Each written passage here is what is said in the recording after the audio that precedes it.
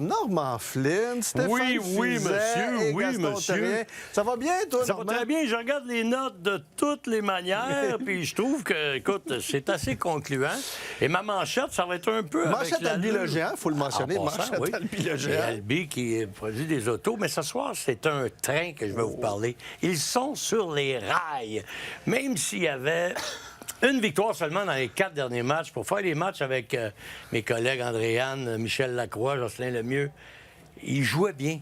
Même dans la défaite, on sentait qu'ils jouaient bien. Puis j'étais avec Gaston ce soir au 5-7, puis j'en ai parlé à Steph. Ils jouent un bon jeu défensif, simple, mais avec beaucoup de rigueur. Puis ils sont dans ton visage. Puis pendant 60 minutes, je pouvais rien reprocher dans les défaites qu'ils ont eues. Ils se sont fait varloper contre Dallas, Ouais. mais ils n'ont jamais abandonné. Ils ont joué le même style de jeu pendant 60 minutes. Fait que, ce soir, c'est simplement la suite. Ils sont sur leur rail depuis le match numéro 7. Ça n'a pas bien été une seule victoire dans les 6 premiers matchs. Évidemment, Brady a été blessé. Ouais. Mais par la suite, là, on a trouvé une façon de jouer. Probablement, les gars, en raison du manque de Brady, on s'est dit, OK, il va falloir qu'on soit meilleur défensivement. On va essayer d'être la meilleure équipe défensive de la Ligue. Ils sont pas loin de ça. Ça, c'est pour la version sénateur, mais Je suis messieurs... pas content de m'avoir invité à soir, hein? Je suis très heureux de t'avoir pour avoir un contrepoids, mais Stéphane, toi, tu vas aller du côté du Canadien pour... C'est complémentaire aussi à la manchette de Normand. Oui, ça complète un petit peu Norm. Puis, tu sais, pour moi, il ne paye pas le prix en parlant du Canadien. Si, mettons, tu fais une comparaison entre les deux équipes ce soir, les buts des sénateurs, de où ça venait? Ça venait tous du devant du filet. Il y avait toujours un joueur d'en face à Sam Montembeault. Tout le temps. Tandis que le Canadien, tous les lancers, ils ont 21 lancers. En partant, c'est pas assez de lancers durant un match. Puis, les lancers, ils viennent de l'extérieur. En plus de venir de l'extérieur, il n'y a jamais un joueur en avant du filet pour prendre un retour, pour faire une déviation. Fait que eux autres, les sénateurs, à soir, ont payé le prix. Ouais. Ils ont coupé au filet au lieu de continuer de passer en derrière le filet. Fait que c'est comme ça que tu gagnes des matchs. Yeah. Puis on a vu que les défenseurs du Canadien ont eu de la misère à jouer contre un joueur, 2 joueurs postés devant le filet. Les 2 buts du Canadien en avantage numérique. Donc là, à 5 contre 5, c'était plus difficile. C'est ça. Donc on a réussi à être plus productif, mais en avantage numérique. Gaston, ta manchette? Moi, ma manchette, c'est pas normal. Le Canadien joue en bas de 500 à la maison, puis il joue tout près de 600 ou un peu plus à l'extérieur. Donc, ils ont beaucoup plus de victoires. Pourtant, tout le monde dit, chaque joueur dit que le meilleur public pour les encourager, les pousser, c'est à Montréal. Puis on n'est pas capable de gagner les matchs. C'est pas normal que Gallagher et Anderson aient une douzaine. Je pense qu'Anderson a eu 10 minutes, puis l'autre en a eu 12 ou 13. C'est des vétérans. Puis ces vétérans-là, s'ils ne sont pas sur la glace, bien, ils vont tomber un peu morts sur le banc, puis ils ne vont pas chercher à pousser les jeunes ou à arrêter les jeunes. Il y a beaucoup d'erreurs qui se font parce qu'il manque de maturité, mais on n'a pas de vétérans qui sont capables de... À part Matheson, là, il n'y a pas beaucoup de vétérans qui jouent des 20-22 minutes. Là. Suzuki, mais il n'y a pas 30 ans. Là. Moi, je parle de Gallagher, qui aurait dû être un guerrier, puis Anderson, on les voit beaucoup moins. Tu reviens après le match de samedi contre l'Avalanche /Nordique. D'ailleurs, Stéphane, on te disait en entrant en onde, toi aussi, tu arrêtes ton petit carton. J'avais eu mon chandail des Nordiques. Je ne sais pas si ça a laissé des traces. Les joueurs ont parlé, après le match. Écoutez, oui, ça fait partie. On a eu un voyage quand même intéressant, mais tu donnes encore 5 buts ce soir. Là, évidemment, les gens à la maison, les gardiens, on donne encore 5 buts. Il y a le collectif, il y a les gardiens, il y a la défense.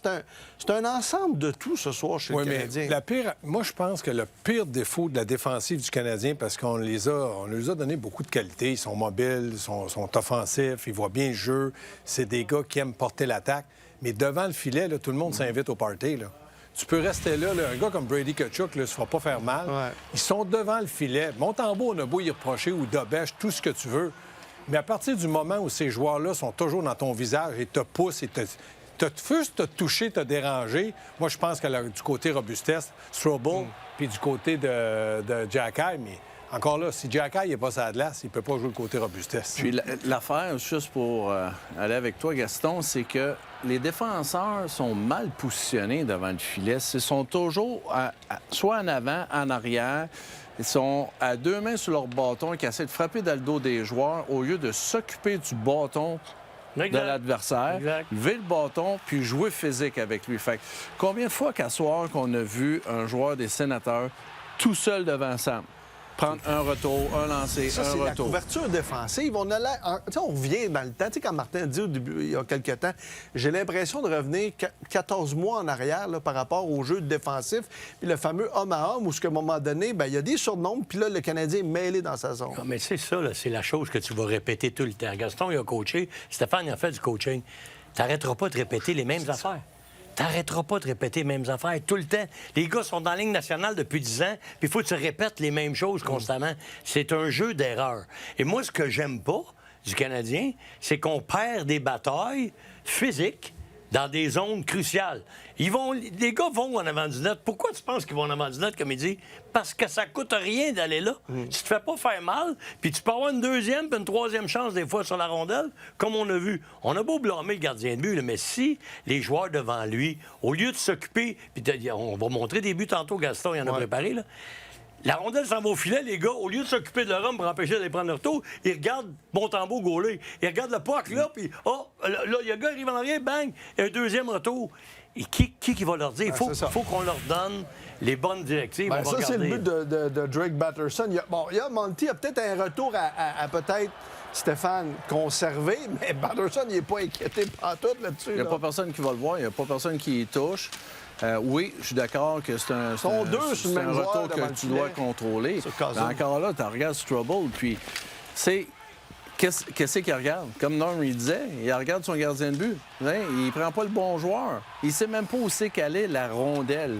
Gaston, le deuxième but des Sénateurs, celui de Artem Zub, tu l'as décortiqué pour voir justement cette fameuse couverture en zone défensive qui peut parfois être déficiente.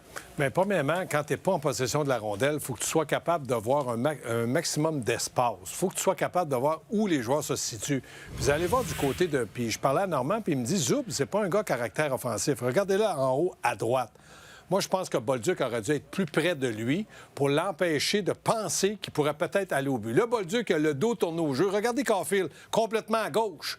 Aurait dû s'avancer un peu plus, puis en sachant qu'est-ce qui va se passer. Regardez arriver Zub. Caulfield, il le voit dans l'angle mort. Mais là, il réagit trop vite et complètement seul devant Montembeault. Puis moi, normalement, tu me dis que c'est pas un gros joueur à caractère offensif. Non. Mais pour voir un espace comme ça prendrait un aveugle. Puis il n'est pas aveugle. Mais pourquoi il s'est ramassé de même? C'est que les 5 joueurs du Canadien, c'est ça. On appelle ça du puck-watching, qui fait juste regarder la rondelle. Il faut que tu sois capable de regarder alentour de toi. OK, il est où mon joueur que je dois surveiller? Ben là, les 5 joueurs sont hypnotisés par la rondelle. En anglais, on dit « head on a swivel ». La tête, c'est un pivot tout le temps. Le puck, le gars, tu surveilles. S'il avait couvert le bon gars, et Caulfield et l'attaquant Bolduc, les deux sont à l'intérieur. Dans le fond, dans ta zone, tu joues 5 contre 3. Parce que les 5 sont à l'intérieur. Tes 2 défenseurs là, qui sont d'Ottawa, il y en a un qui rentre. Mais lui, si Bolduc le suit, il n'y a pas de but, là, il est avec. Puis Caulfield reste avec l'autre. Quand Caulfield a vu que Bolduc s'est fait prendre, c'était à lui de prendre le gars dangereux, s'en aller avec Zub jusqu'au fond, puis Bolduc d'identifier la situation puis prendre la place. Parce que Marc Denis a dit une fois dans le match, je pense que le but de Sanderson, on aurait dû prendre Dobson une punition contre lui. Il vaut mieux prendre une punition que le coup de peau au but. Mais là, la même chose. Caulfield aurait pu l'enfarger, briser son bâton. Je ne sais pas ce qu'il aurait pu faire pendant 2 minutes. Mais s'en aller tout de suite avec. Oui, mais réagir, le temps de réaction dans la Ligue nationale est très rapide. On voit Demidov qui est très rapide à Hudson, mais les autres équipes aussi en ont des joueurs qui réagissent. Moi, je pense que le Canadien, ils ont été un peu trop permissifs dans le jeu. Puis les gardiens font partie de l'équation. Tu donnes quand même 5 buts. Les gardiens ont une responsabilité là-dessus. Puis Stéphane, quand on regarde le but de Jake Sanderson, évidemment, Samuel est en déplacement devant son filet. Il va se retrouver avec le patin droit à l'extérieur de son poteau. Donc, pour ses déplacements, par la suite, c'est plus difficile. Samuel, ce soir aussi, revient dans le vestiaire et il se dit, j'aurais peut-être pu en arrêter une de plus, au moins ce soir. Mais quand on voit, là... En partant, il est mal positionné. Fait que son patin, il n'est pas à côté sur le poteau. Fait qu'il ne peut pas avoir aucune poussée pour suivre, justement, Sanderson qui coupe devant le filet. L'autre chose que j'ai moins aimé, c'est que si tu es là, garde ta position. On le voit quand, ça relevé pour pas se faire frapper par le joueur qui coupe devant lui. Fait que ça, c'est une affaire que j'ai pas aimé, mais...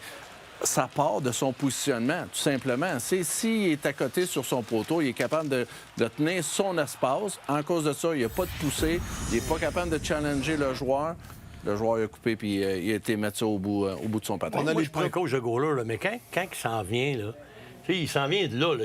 Il arrive d'en arrière de la ligne du but. C'est le bâton. Avec ton bâton. Absolument. Ben, puis juste faire perdre la rondelle, il n'est pas besoin de l'arracher à la C'est ça. tête. Faut que tu y coupes l'espace, justement, pour pas qu'il puisse Pas y passer arracher, là. normalement, il fait mal. Non, je sais bien. Alors, on a les premiers échos de Chose vestiaire. qu'on fait On pas a mal à le personne. capitaine Nick Suzuki. On va aller l'entendre à l'instant. I thought we started pretty good. Kind of slipped away from us this end of the first period. Didn't really play the first period the way we wanted to fully. And then the second period just dig ourselves a hole and thought we battled in the third, but just couldn't score. And that was not the full effort that we wanted for sure. Do you feel as though in terms of defensive coverage, defensive assignment, you are, as a team, taking steps backwards? I don't know. I think there's definitely some mental mistakes which cost us tonight. And when you play man on man, you can't really do that. Guys were worried about their guy, and we let guys slip around us and get in open spots. So, it's definitely been a concern, but I don't think we're going backwards. But do you feel like guys know what's expected of them and where they need to be and that kind of stuff, or is there a clarification? No, I don't think. I mean, we played 25 games now. If you don't really know what we're doing, that's a bigger issue than the mental mistakes that we've been making. So I think everyone knows exactly what we need to do. It's just about going out there and executing that. Voilà pour les propos du capitaine Nick Suzuki. Il a dit la première période, on a eu un bon départ. Ça a été difficile en fin de la première. En deuxième, on s'est creusé un tout. Puis en troisième, on n'a pas été capable de marquer. On lui a posé la question, est-ce que défensivement, ce qu'on parle depuis le début de l'émission, il y a eu un recul au niveau de votre façon de jouer défensivement? Il dit non. Il dit, la défensive homme à homme, ça prend de la force mentale. Il ne faut pas faire d'erreur mentale. Puis on sait comment jouer, c'est juste qu'on n'a pas été à la tâche ce soir. Donc, c'est ça qui est la réalité. Moi, je veux qu'on remonte le but de Soub. Oui. Parce que il a beau... il est là, le gars qui fait la couverture défensive, Hudson, il est là contre Tkachuk. Puis si on peut le revoir, là, regardez bien la raison pourquoi Ottawa, il marque, c'est la bataille dans le coin de la patinoire. Le 7, là, regarde, contre Struble. Ben, il gagne la bataille pour la rondelle dans le coin de la patinoire. C'est là que ça part, le jeu. Regardez bien ça, là. Là, t'es un contre un. Il faut pas qu'il gagne cette bataille-là, le joueur des Sénateurs. Mais il a gagné. Il a réussi à ramener la rondelle en avant du filet. En avant du but, c'est une autoroute où il y a de la place. Ben là, t'as l'autre erreur. Ça, c'est des erreurs mentales. Mais dans le coin, là, il est là, Struble. Si c'est Hudson qui est là, c'est le même résultat. C'est ça que ça sert à un joueur physique. Puis c'est ça que ça sert. C'est pour ça que le Canadien vont avoir de la misère, parce que les joueurs de défense physique, il n'y en a pas beaucoup. Puis les joueurs de centre physique, il n'y en a pas non plus. Et quand tu joues contre une équipe qui est capable de faire, on appelle ça des ciseaux, tu sais, qui change de position un et l'autre. Puis quand tu joues justement un homme à homme, ça devient vraiment difficile de vraiment couvrir. C'est là, de un, ça prend une meilleure communication. Comme Nick Suzuki l'a dit, mentalement, il faut que tu sois prêt à ça aussi. Puis là, ça a été un manque de communication parce que sur ce but-là, Bolduc a été prendre le joueur le plus proche de lui, mais qui n'était pas son joueur. Il appartenait déjà à Hudson. Fait que c'est manque de communication. Moi, je regarde Ça, c'est une erreur mentale. Je regarde la situation, puis normalement, ce que tu as expliqué, c'est vrai. Mais Struble, c'est un des joueurs, c'est pas le joueur le plus puissant du Canadien en force physique. Là. Il n'y en a pas beaucoup qui peuvent le battre, mais Tkachuk aussi, il est dur à pousser d'un coin. Mais il aurait dû être capable de le neutraliser. On va aller à Martin Saint-Louis en direct du Centre Bell.